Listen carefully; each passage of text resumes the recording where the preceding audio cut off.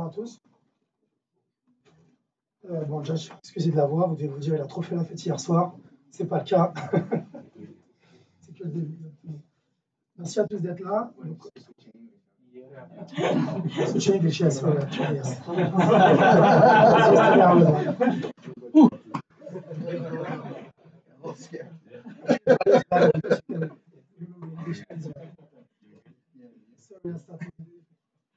So yeah, I was just apologizing for the voice, right? It's not the party, it's normal. So thanks for being here. We're here today with Pierre from Payfit about a very passionate actually session. I mean, in my opinion, we're going to see some interesting use case with Pierre very soon about accelerating product innovation and business process automation. So my name is Alex, and actually you can see the screen. Sorry. I'm in charge of sales development at Make in the enterprise segment. And Pierre. Hi, so I'm Pierre. I'm product manager at Payfit. So I will dig a bit further on my position right after. So today I'm going to make a quick introduction to Make.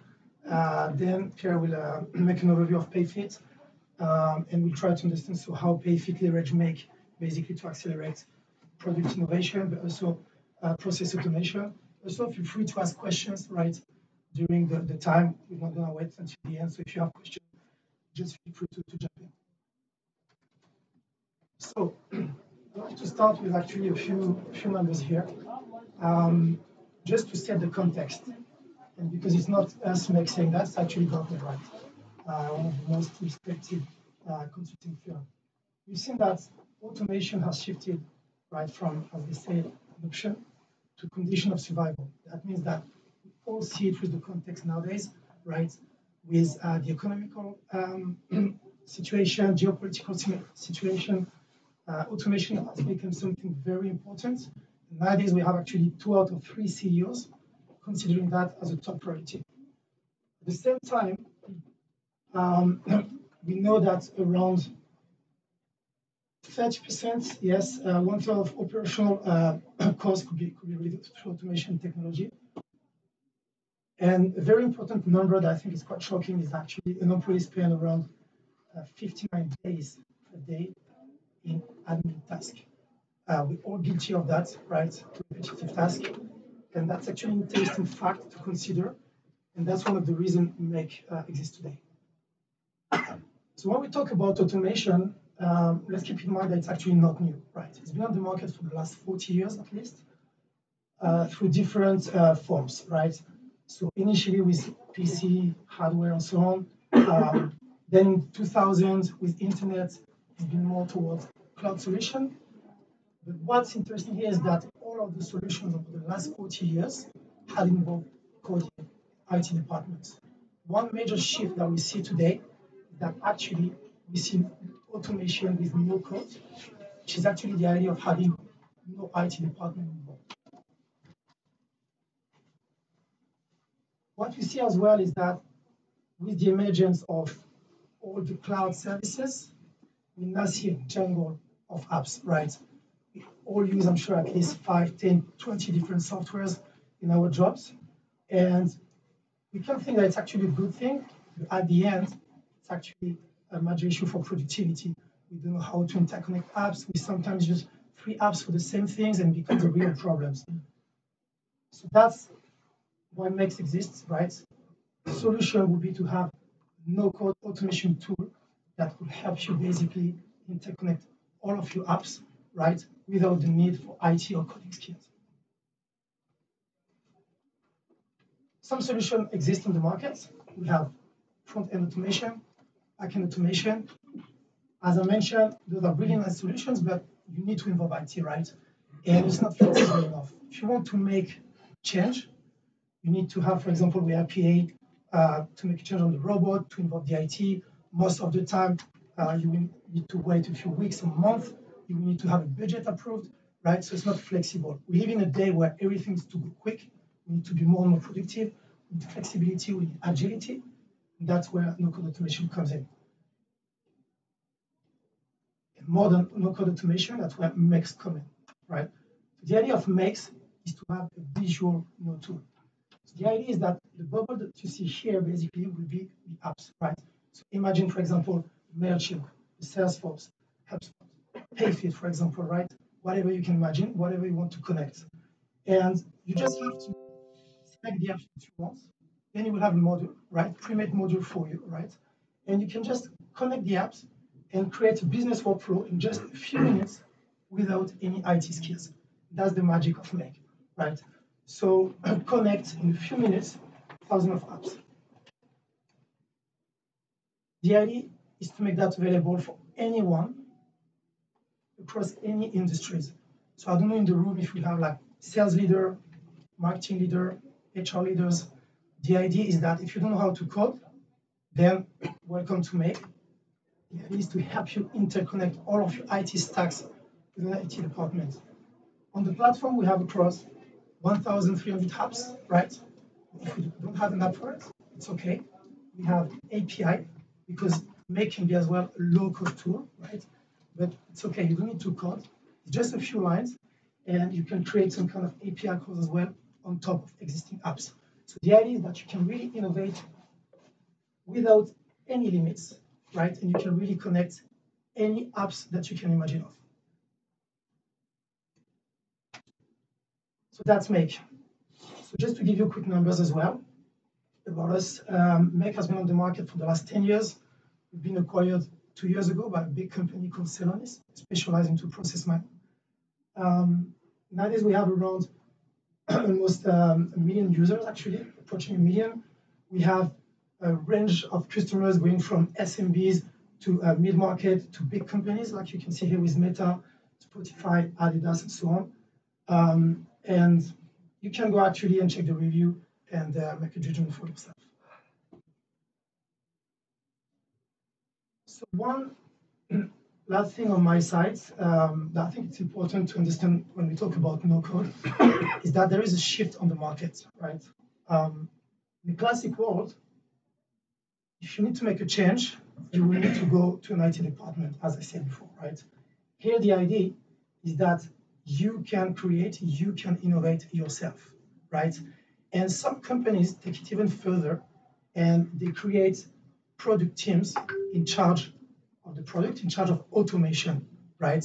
So they enable their team to really own the automation technology, own the process within the company. And one master of that, it's actually Payfit. And that's what we're going to see today with Pierre. What the intro?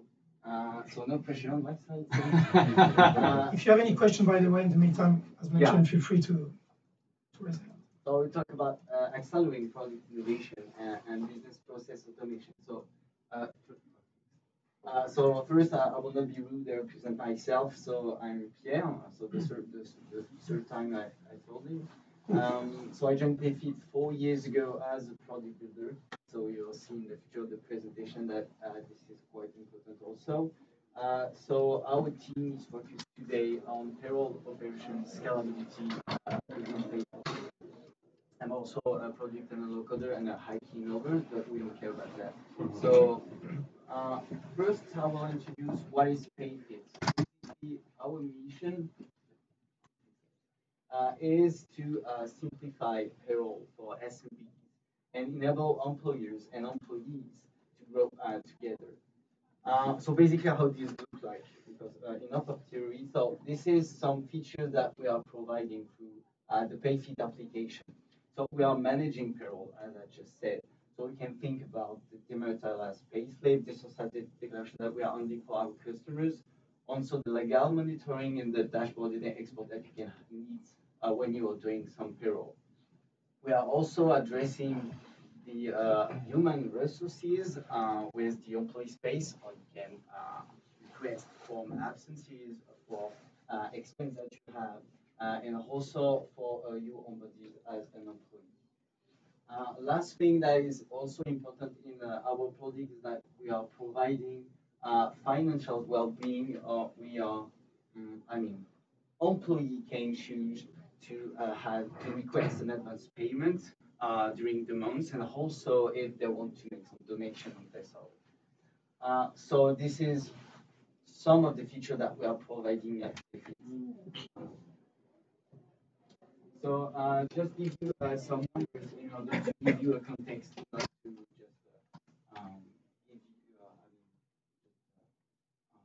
you, what is Payfit. So we are Payfit has been created like in 2015. We are much more than 1,000 collaborators right now. We are present in 4 different countries. We have many customers, and we are also having different collective agreement for people that will not know. Depending on your activity, you have different legal rules that you have to apply regarding your business. So that's where and we raise some of money. So yeah, so I will try to tell you one of the story for Payfit. So this is one legend. There is plenty of them. So I will just try to give you my point of view on that subject. So basically, payroll business is very complex, and thing is, this is moving very quickly, and this is constantly evolving. What does it mean? It means that if you use standard codes, you can't really handle. Uh, so you can't handle with, I would say, classical code, the evolution that you have to make. And also you have to keep in mind that project wants to evolve and iterate more and more to provide added value to our customers. So here's the thing. The engineers team create a local tool, local platform to enable payroll experts to create the products. And their language is called Checkpoint. So basically, I just had a quick intro of what is that. So basically, there is two important parts on Jetlang. The first one is the data part, it means variables. So basically, that will allow you to store data from the customer that is providing you. We are also making computation with all the input that the customer is providing us. And on the other hand, you have the interface that is also built in Jetlang. So basically, it's how the application looks like. So you will say, so okay, that's pretty cool. I will give you maybe a numbers that can be very explicit. So this is the percentage of Jetlang in the French payroll application. So I mean, in terms of variable, it's like 15,000 variables that are compute to make payroll in the French application. So the differentiation with create your own local language is that you can create new markets very easily, and you can have a time to market that is very low, and that's the fact. So this is some example of the development of Payfit. As you can see, when you are moving, when we are much more mature on the language, then you will launch a country much more quicker than the first one.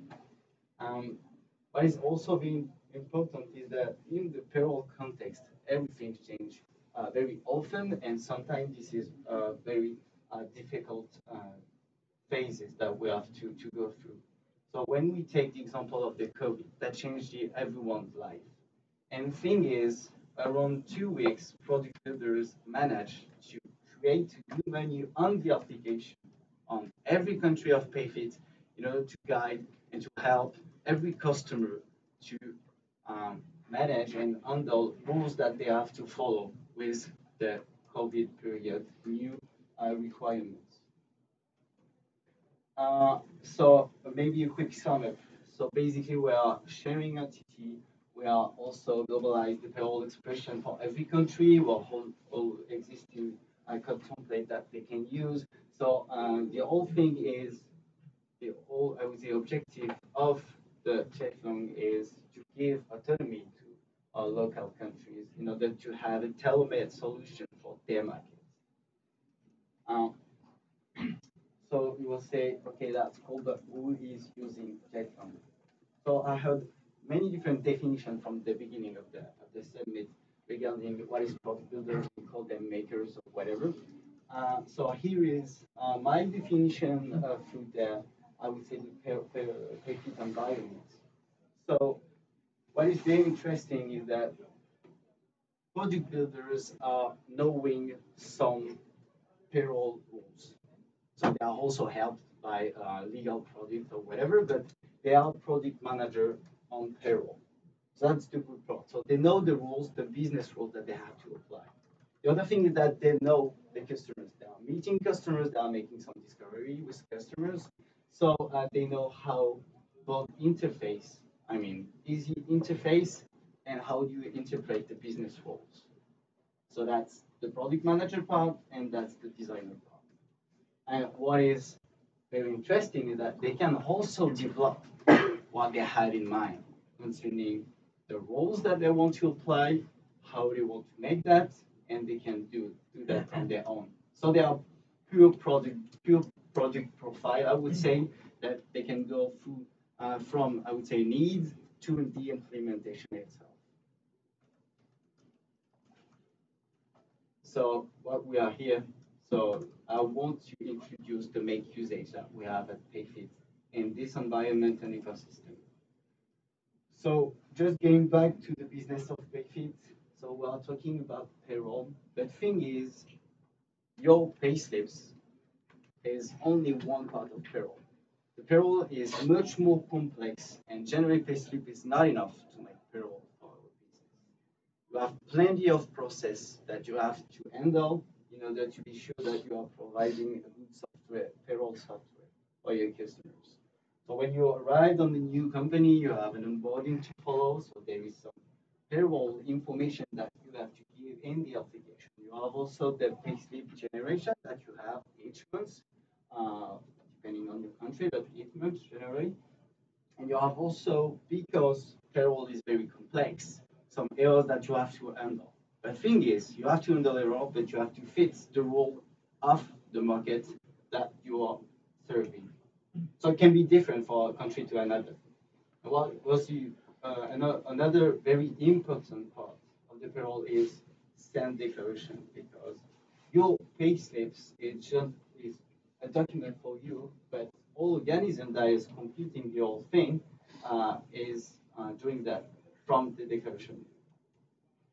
So why do we automate at Payfit? But I guess that all of you in the room agree on that.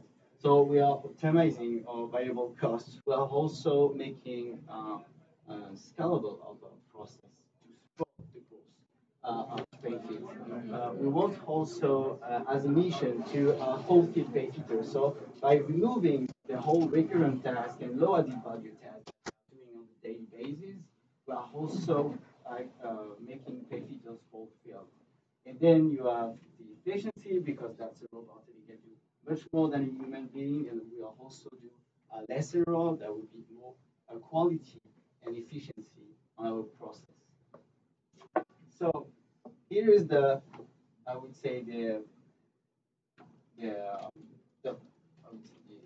environment of Payfit local. So basically, you have the whole JetLong platform that I talked about. So this is the JetLong. This is the what we are using for the core computation of payroll.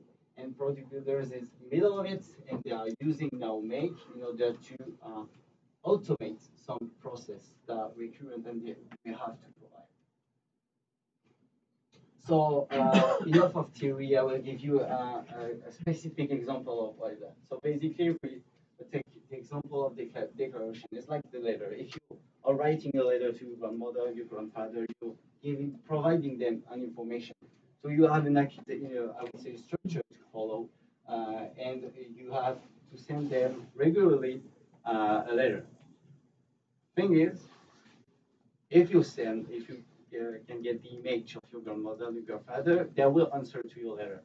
So that's really interesting, because they are providing you feedbacks regarding the letter they just sent. So the answering can be, okay, it's okay, I receive it, that's okay. No worries on that. You can also have, I didn't understand the whole letter, so you have to send me a new one, because I can't understand whatever you are saying. And the other feedback that will be very interesting to have in mind is sometimes there is, okay, I understood what you just said, but you have to do some correction in the future to avoid any trouble. And that's the part of automation is important. important. So basically, before that, that was the declaration team that was treating what I call the warning feedbacks that organism is providing us. So they were downloading the feedbacks, they were applying change in the application, and sometimes do some communication internally or externally. So what we do with Make right now is that we automate the feedback treatment in order to be more proactive on the error that we have to handle in the future. So how does it work? So basically, the Jetron platform that is also creating the Jetron code is now making some Make components into there. And product builders is using those Make components here to automate and to create their workflow that they want to. So I love the image of the Lego. That's exactly that. So when there is not enough Lego to make the whole workflow, then we'll go back to the creation of a new one. So pretty simple to understand. So what does it look like? So this is the use case of the feedback treatment that I just talked about. So basically, we can put the video right after. Just present the overview of the workflow first. So we received the JSON from an organism. So this is the first iteration. So now we have a webhook right now. And then we manipulate the JSON to a format that we can, I would say, be useful for us. And then we are setting some multiple variables to push that through two different things. The first one is the operational workflow, meaning that we have to trace what we are doing for our customers and for the declaration treatment. So we are tracing that in Google Sheets. So this is the operational Google Sheets. Sometimes they say you have to do this manually because we can handle it. Or whereas you have also a line that it says, okay, the new rates that we receive is that, and you don't have to do anything. And at the same time, if we can do so, we'll update the Payfit application. So we create Jetron data that I explained before, and then depending on the period that you are aiming, then it will update the declaration itself. So maybe you can put the video on.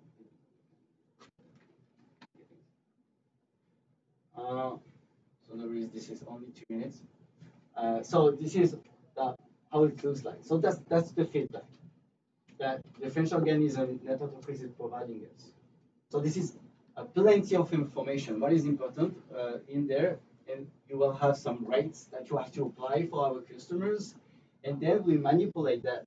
So this is the Google Sheet, the operational Google Sheet that they are using when we are changing the rate. So this is the MP rate, and this is the Payfit application. So this is when we didn't receive any feedbacks. So when we receive feedback, what you can see is that data manipulation, we are setting some variables, we are adding lines to Google Sheet for operational purpose, and then we are updating the application. So that looks like this in terms of operation. So what we did is that we changed one rate for this company, we changed this rate for this company, whatever.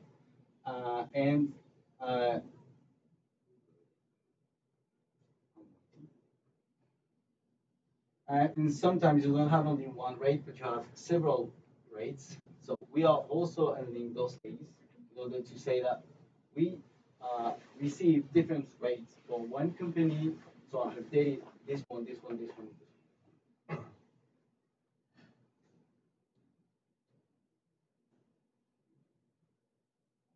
Is that custom apps? Yeah. So what is very interesting is that we are using both. We are using Make components that are already existing in the application, so the integral, the router, or whatever, the Slack integration also. But we are making our components in order to interact with our microservices. So that's the power of it. If we can. As a private custom apps or public? No, that's a private custom apps. Yeah, so basically this is the interaction with Payfit. So basically we'll create some dictionaries. So this is one variable that we have in Payfit. And then we'll update the application. So this is the update component. So you have creation module for Payfit data. You have updating module for Payfit data also. So the whole interaction is that, so this is only make manipulation, make integration, and then we have our own component that we are adding. So this is like the logo image is very cool. It's like you already have many features in Make, and we are adding, I would say, a new dimension by interacting them with our internal microservices. Oh yeah.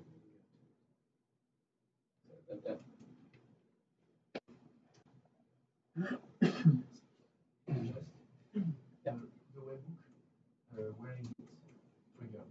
From the Payfit app or from the Payfit app. So basically, we have a back office, and the back office is receiving feedbacks, and then, well, first we are actually hooking feedbacks, and when this is the feedback type that they want to treat, then we'll trigger the process.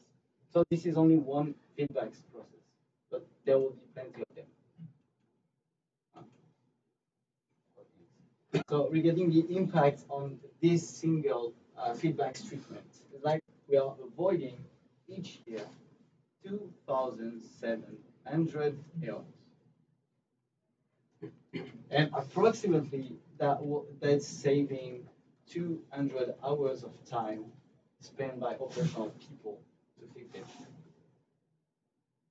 And what is very and the most important from my point of view is that we are providing autonomy on local automation to treat feedbacks because this is only one of them. There are plenty of feedback that they can treat in the future. But what is very interesting is that with our current component that we create, that will treat much more than one feedbacks. We don't build one component per feedbacks. We just build one component for every feedback that we can receive for this API. So a bit of perspective regarding the futures. So with the same component that we have created for the feedback treatment, we're also thinking about giving information to the customer regarding the status of the declaration. We're also looking for the regularization use cases that is very intense in terms of human time, and we want to save time that orchestrates our internal services of what we are using when we are doing a regularization. So maybe a quick sum up, and then maybe you will have a question. So what we are using Make is that this is because we are speeding it. So basically the time to market is as impressive as the judgment that we are internally. What is very interesting also is that we are saving time on manual tasks. So people can focus on their core business value and not doing some repetitive and low added value tasks. Now, what is very interesting with Make is that we are creating breaks that are reusable for every country and different processes. So exactly that the Jekon, we have the same logic by providing component that can be reused for everyone, every country, at every stage. And that's it. Thanks a lot.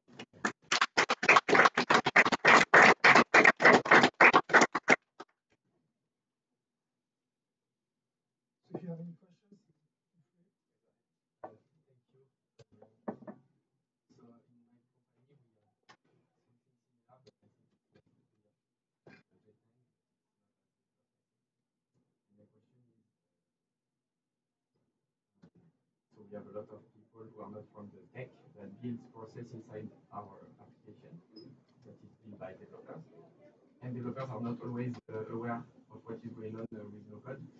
And so sometimes they will push a new feature and everything, and the whole Nocode process will break.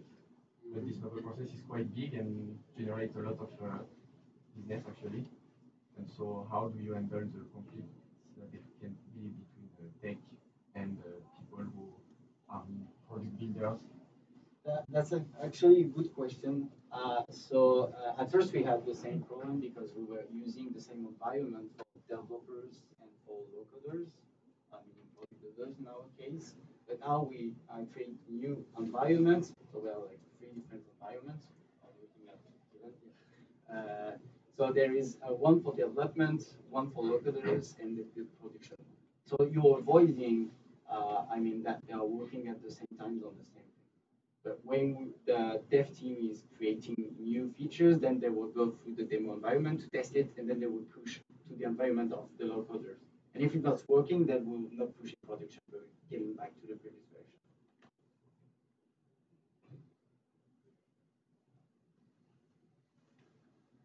I have a question like how many people there are in each team, like non-coders and developers, and on the production? That's a pretty good question.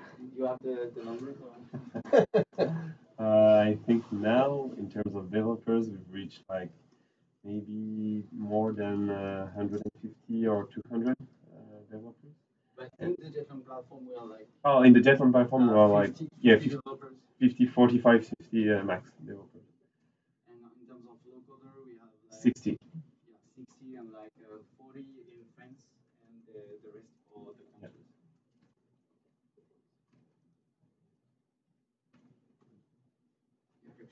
The QA, like because for instance, the QA of the technical team, sometimes they test their process and something is broken, but they are not responsible for it. So.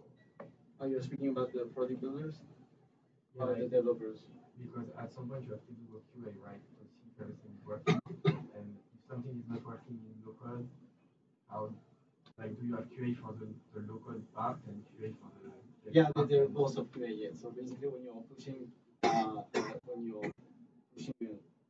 from a platform perspective in new features, you are testing that with localers, and when localers is doing some new stuff, they will test themselves the process that they are pushing. They are like the process are sometimes mixed together. Yeah, then we work together.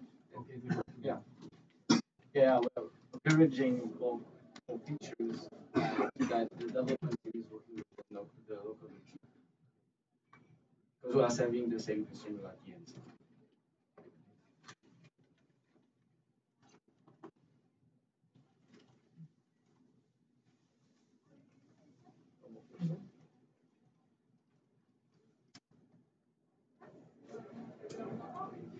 Yeah. And like since you input the webhooks in your app, you have a way of securing them, like to make sure someone is not inspecting the code and taking the webhook. Yeah, so basically we have the list, the pending list in our internal services, and then we are just hooking that from Make. But this is internal application that we're doing. Okay. We are only hooking our internal application. Okay, only people from Payfit can have access to Yeah. it.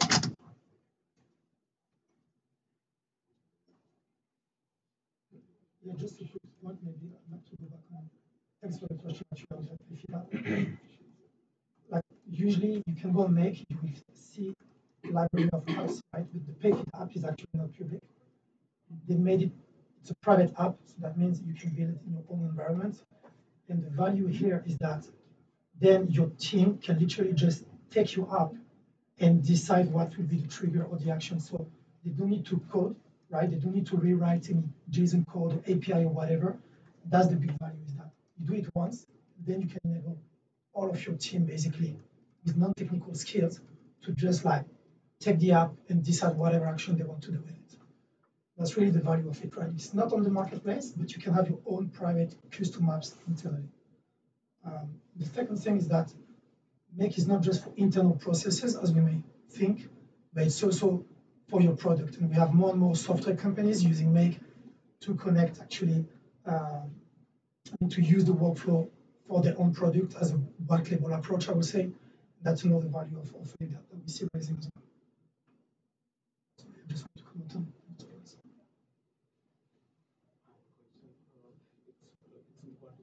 How to deal with sensitive data like GDPR or privacy related data, because you're moving quite a lot of sensitive data around using Make as a tool in your processes. So yeah, so I will do the same as the previous meeting that we were. So we are not for the moment treating some sensitive data.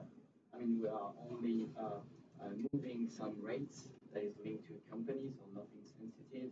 And then we are also we choose Make also because they are respecting the rules that we have concerning GDPR and also the location of the server that they have. But basically, for the moment, we don't have any sensitive data that will trigger that. So you don't move names or email IDs of contacts? No, for the moment, no. No. Yeah. Okay. No sensitive data. I mean, the idea. That all stays within Payfit. Yeah, exactly. Okay. Yeah. The whole data is in Payfit and stored in Payfit. We are just moving some part of the entities to trigger some workflow. And then you identify them with codes that can link it back to the personal data. Exactly.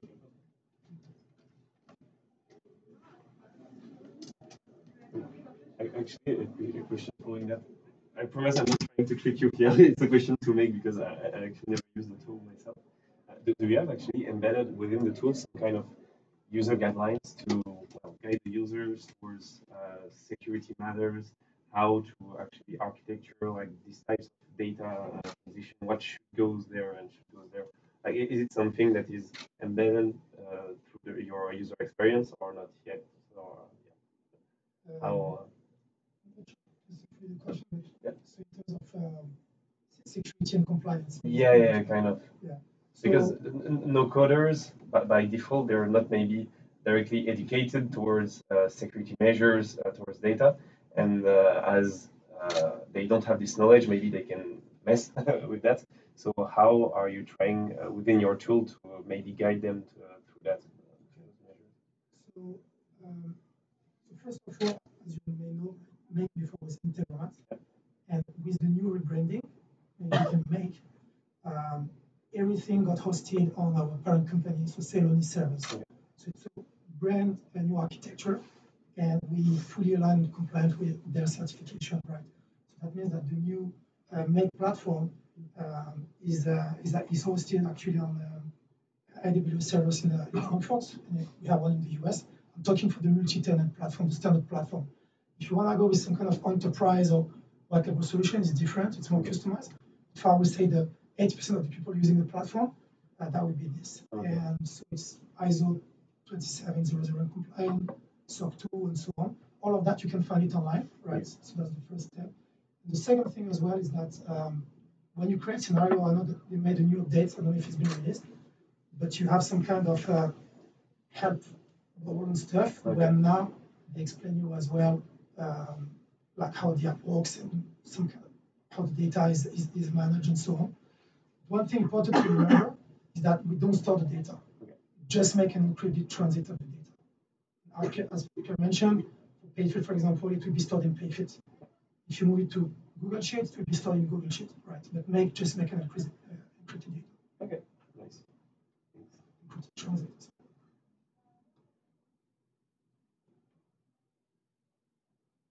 If you have any other questions?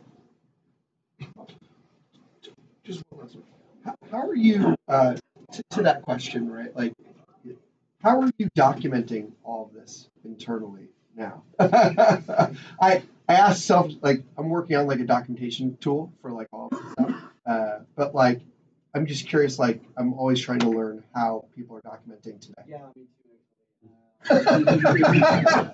No, Great answer. Mostly today we are not that much because we don't have that much process that is like, and we are also trying to find the right place for make and make it because we use that for the parallel version, but we can use that for different things. So we are in a way to scale our usage of make. So we have to deal with documentation. This is also why I'm intending some different different meetings that we have. So yeah, for the moment, nothing to learn about that on our side. Okay. Sorry about that. Well, yeah. But we have also the same issues on our internal actually look at the language. And actually, we have a pretty good documentation regarding each component, how to use that, and good practice exercise. Yeah, because we found that like it's not only a thing for the builder to document for the people using it and other no-code builders, but to the earlier question, like also the devs want to know from their perspective what's going on, what change management from their end too. So. Yeah, so we don't have that for ours because they are talking their language, so they are aware of that. But when you're using a tool like Make, yeah, exactly right. I mean, the issue is because they are not behind Make, I would say, Palo, building. So yeah, they have to learn about that. That's a good point. I think you need an automation documentation. Yeah. And one remark, you said that you don't store any data, but actually you do, because you have the history of every scenario. So by default, data are stored. So we have the logs. Yeah. Yeah, we have. So we have the data stores. If you don't store the data itself there, it's not stored really. But the log is different. If you want, we can take it offline with the tech guy because I can't explain exactly how it works. But the log is stored in a different. I mean, my understanding is that's stored in a different way, not like in the proper data stores. If you have like the user email and user information, they are stored somewhere. So I mean, the logs are only, I mean, you are translating the data, but there is on the logs you will not have which data translate. You will only have the transaction history, I would say. So you trigger this workflow at this time, or there is an error in that way, but you will not have any data that transfer for an application to another. But we have data stores. Basically, we don't store any sensitive data in there for us. We are using that actually for the to count the number of iterations that we have on some workflows, but not to store any sensitive data in there. You can mask the logs if you want. yeah, that's what I was. By default, it's there, but you can.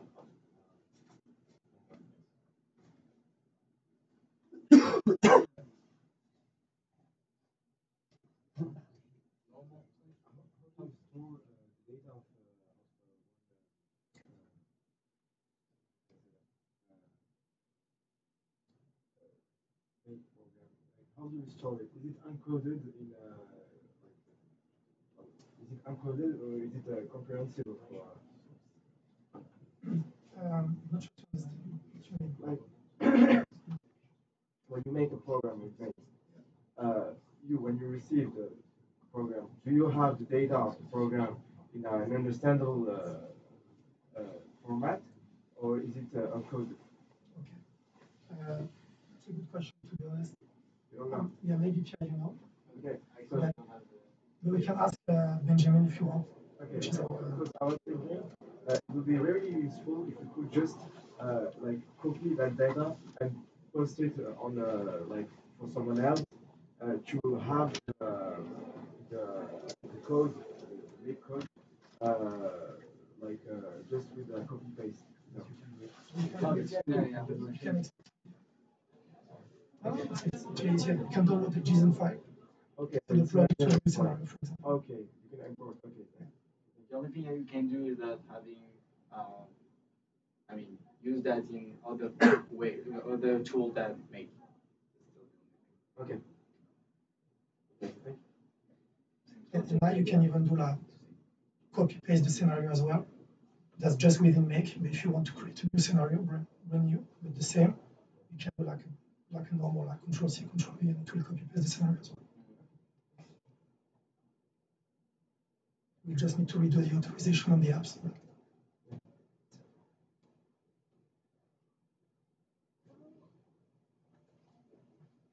Yeah.